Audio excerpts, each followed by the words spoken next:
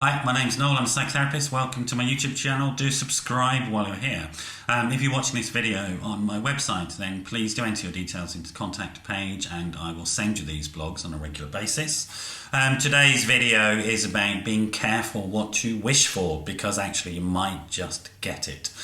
So what do I mean by that? I'm talking about if you're sort of emotionally abusive in terms of your self-talk, if you put yourself down.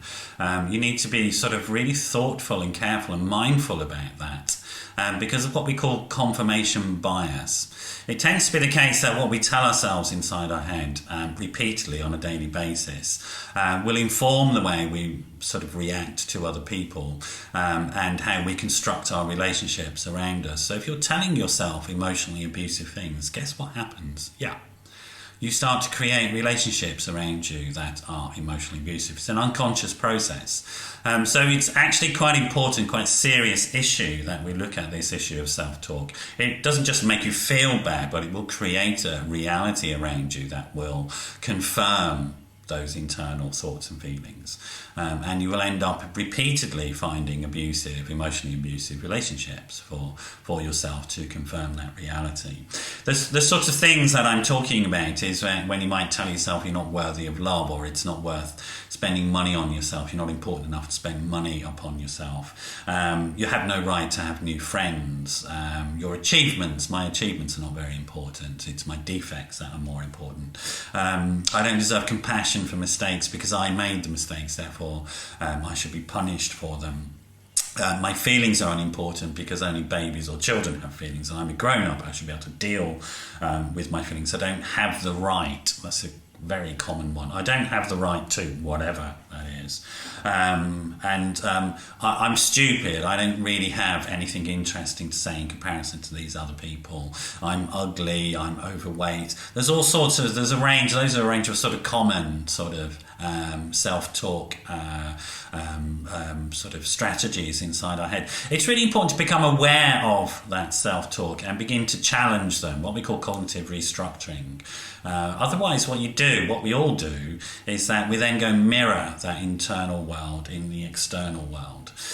So the first step towards sort of getting out of that situation of repeatedly getting into abusive relationships, emotionally abusive relationships, is to begin to understand your own part in it and to look at how you can change that. So make a list of the sort of self-talk, defeating self-talk that's going on inside your head. I've given you some simple examples there. I will, underneath the video, write a few more for you so you can have a look at it. And then begin to challenge that, balance the thinking against that. If there is external truth to those thoughts, ask yourself how much have you created that and how much can you change that external truth. So get out of the abusive relationships, and then think about your part in that and what responsibility you have for changing the way you think and beginning to challenge yourself to have different thoughts. Maybe you need to go and see somebody like myself to help you find that and find new strategies for engaging people. Maybe you need to join groups of people that are working on these types of issues. I could give you some ideas about the types of groups you want. It's about getting into bad habits and then finding ways of getting into good habits. So the initial transition from this internal emotional abuse and to changing the world around you may be difficult, but once you've done it, it's relatively straightforward to sustain it. That's the hope here. I hope that's useful. I hope that's thoughtful. I just want to make a caveat at the end of the video. Some of this happens because we do it ourselves. Some of this happens because it's happened to us growing up, or we find ourselves caught up in an abusive relationship. Whatever the reason for this internal self-talk is, to some extent, not important.